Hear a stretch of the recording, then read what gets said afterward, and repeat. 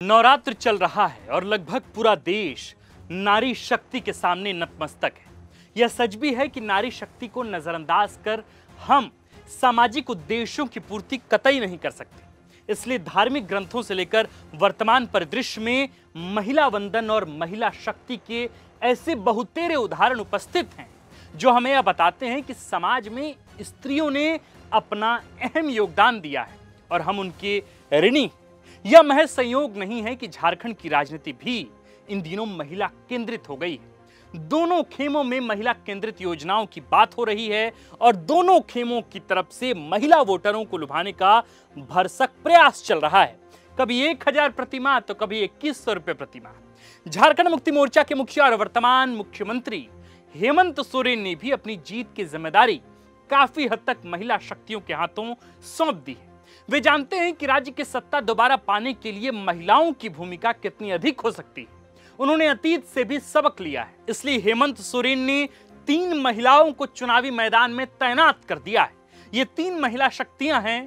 पहली, हेमंत सोरेन की पत्नी और झारखंड मुक्ति मोर्चा का दूसरा चेहरा बन चुकी कल्पना सोरेन।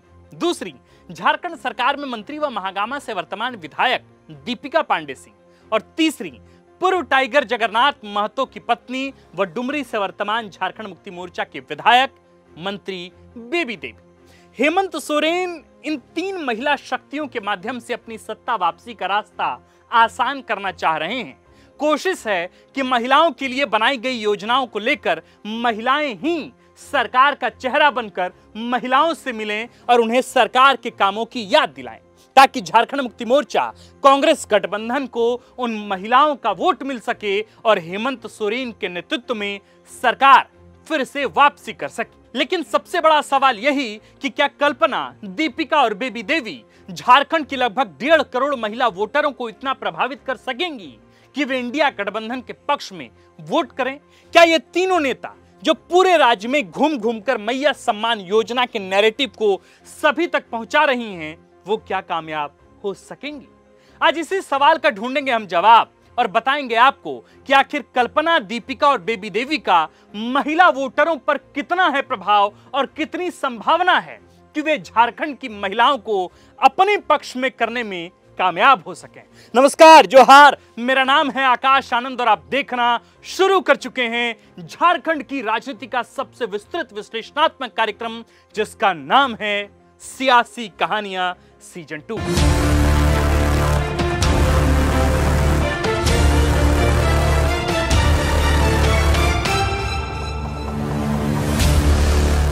चार करोड़ की आबादी यानी लगभग 2 करोड़ महिला आबादी यानी लगभग 1 करोड़ 70-80 लाख महिला वोटर। वजह साफ है कि क्यों दोनों खेमों में महिलाओं के प्रति प्रेम और सम्मान इन दिनों आसमान छू रहे हैं। मध्य प्रदेश, उत्तर प्रदेश और पश्चिम बंगाल का उदाहरण हम आपको पहले ही दे चुके हैं, उसे दोहराने की अब जरूरत नहीं। अगर आप गौर से देखेंगे कि झारखंड मुक्ति मोर्चा की तरफ से महिला केंद्रित योजनाओं को लोगों के बीच ले जाने वाले कौन लोग हैं, तो वे 3 नाम सामने आएंगे। पहला, कल्पना सोरेन, दूसरा मंत्री दीपिका पांडे सिंह और तीसरा मंत्री बेबी देवी। ये तीनों 3 तरह की नेता हैं। तीनों का अपना जनाधार है और तीनों भौगोलिक दृष्टिकोण से भी अलग अलग क्षेत्रों में जाकर योजनाओं का प्रचार प्रसार कर रहे हैं, या कहें कि योजनाओं के आधार पर नैरेटिव बिल्डिंग का काम कर रहे हैं। वहीं कुछ ऐसे भी मौके आए हैं जब तीनों एक ही मंच से इस योजना पर बोलती हुई नजर आ रही हैं। कल्पना सोरेन की गतिविधियों पर गौर करें तो वे हेमंत सोरेन के साथ लगभग सभी कार्यक्रमों और रैलियों में होती हैं। इसके अलावा कोल्हान, पलामू, संथाल आदि के इलाकों में ऑलरेडी जा चुकी हैं, अन्य जगहों पर जा रही हैं। उनका भाषण स्पष्ट होता है, जोरदार होता है, झन्नाटेदार होता है। वे भाजपा पर हमलावर होती हैं और मैया सम्मान योजना के तहत लाभान्वित हो रही महिलाओं से अपील करती हैं कि वे झारखंड मुक्ति मोर्चा कांग्रेस राजद गठबंधन को इस बार भी वोट दें, क्योंकि हेमंत सरकार ने उन्हें आर्थिक सहायता देकर सम्मान दिया है और उन्हें स्वावलंबी बनाया है। कल्पना को सुनने वाली महिलाएं कौन है? लगभग हर वर्ग समूह की महिलाएं, लेकिन उनसे अधिक प्रभावित हो रही हैं पढ़ने लिखने वाली लड़कियां, कामकाजी महिलाएं, प्रोग्रेसिव लोग और एक ऐसा समूह जिन्हें इस बात की खुशी है कि कल्पना को झारखंड मुक्ति मोर्चा में बड़ी जिम्मेदारी, बड़ी भागीदारी मिली है। जाहिर है महिला सशक्तिकरण की बात अगर एक सशक्त महिला के द्वारा की जाए तो असर गहरा होता है। दीपिका पांडे सिंह इस जिम्मेदारी में बेहद अहम भूमिका निभा रही हैं। दीपिका संथाल क्षेत्र से आती हैं और मजबूत छवि की नेता हैं। उनकी राजनीति खुद के दम पर है और वे स्वाभिमान की राजनीति करती आई।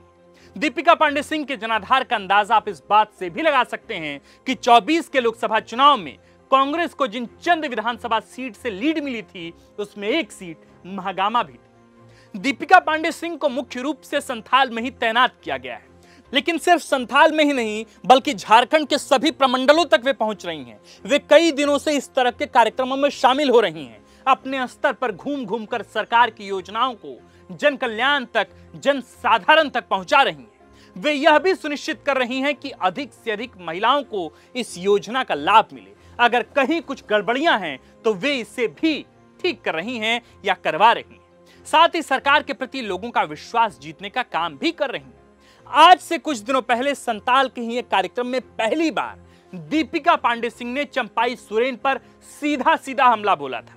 उन्होंने बताया था कि कैसे एक अस्पताल के शिलान्यास के लिए चंपाई सोरेन ने आने से मना कर दिया।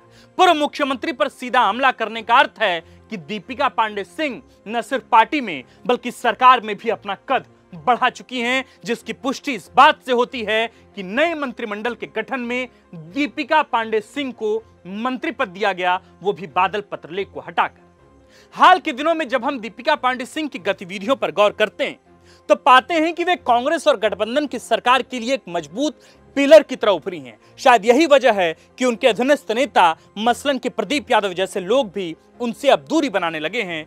वजह है कि जल्द ही राजनीति में अपना नाम बना चुकी दीपिका का उभरता हुआ प्रभाव। दीपिका पांडे सिंह इन दोनों झारखंड के कोने कोने में घूम रही हैं। गोड्डा में कहा जाता है कि दीपिका पांडे सिंह के उद्भव से, उनके प्रभाव से ही कांग्रेस का संगठन यहां मजबूत हो रहा है।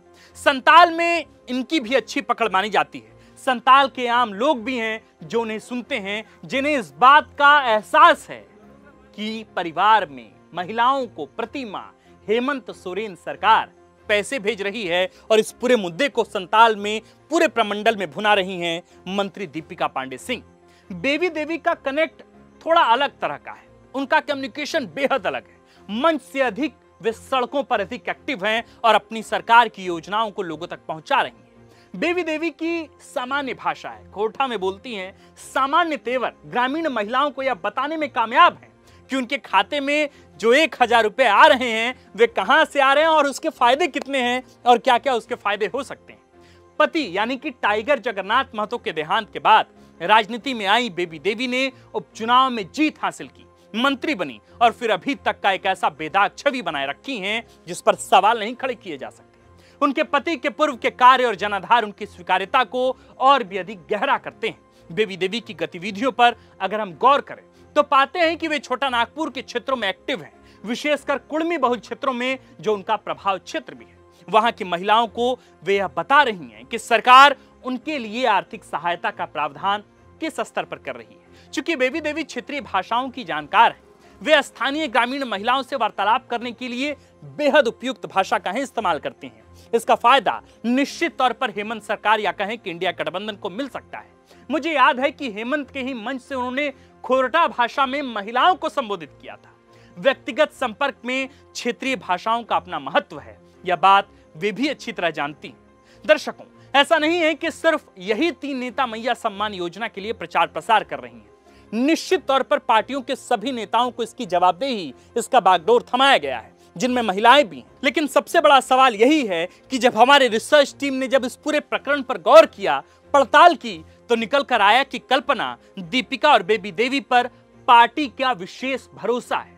उनके नेतृत्व या कहें कि उनके माध्यम से ही हेमंत सोरेन की सरकार अपनी सबसे महत्वाकांक्षी योजनाओं को लोगों तक पहुंचा रही है, उसका प्रचार प्रसार कर रही है, उससे वोट मांग रही है और वोट पाने की अपील कर रही है।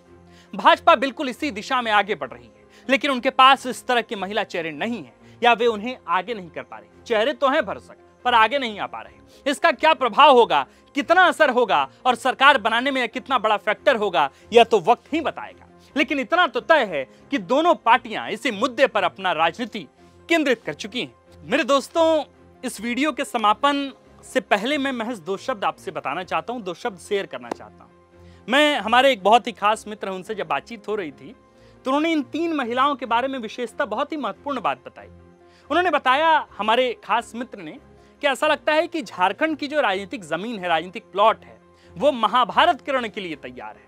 आप इमेजिन कीजिए, कल्पना कीजिए कि महाभारत का रण चल रहा है, यानी कि झारखंड विधानसभा का चुनाव चल रहा है और एक रथ पर खुद सवार होकर हेमंत सोरेन अपनी ही पार्टी का जो चुनाव चिन्ह है तीर धनुष, उसे लेकर वोट मांगने जा रहे हैं और उस रथ को कृष्ण की भूमिका में आगे लेकर चल रही हैं 3 महिलाएं।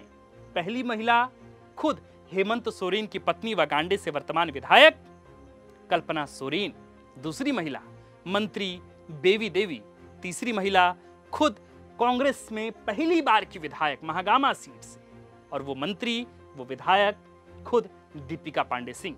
यानी 3 महिलाओं की तिगड़ी हेमंत सोरेन के बीते 5 वर्षों के कामकाज को लेकर जनता जनार्दन के बीच जा रही है। और देखना होगा कि ये कृष्ण स्वरूप में ये तीनों महिलाएं अर्जुन स्वरूप में उस महाभारत के रण में खुद तैयार हुए हेमंत सोरेन को कितना बचा पाती हैं झारखंड विधानसभा चुनाव के इस अग्नि परीक्षा में। बाकी ये तो कल्पना कोरा मात्र है, देखना होगा कि फैक्ट्स एंड फिगर्स के साथ इस बार के चुनाव में क्या होते हैं। क्या बीजेपी इस बार हेमंत सोरेन को हटाकर खुद सत्ता में काबिज होती है, या फिर मैया सम्मान योजना के तहत या बीते 5 वर्षों के कामकाज के तहत हेमंत सोरेन फिर से अपनी सत्ता पर अपनी मजबूत दखल बरकरार रखते हैं। हमारा नाम आकाश आनंद है, कैमरे के पीछे विक्की हैं और आप देख रहे थे द 4th पिलर का पुराना हो चुका कार्यक्रम सियासी कहानियां सीजन 2। शुक्रिया।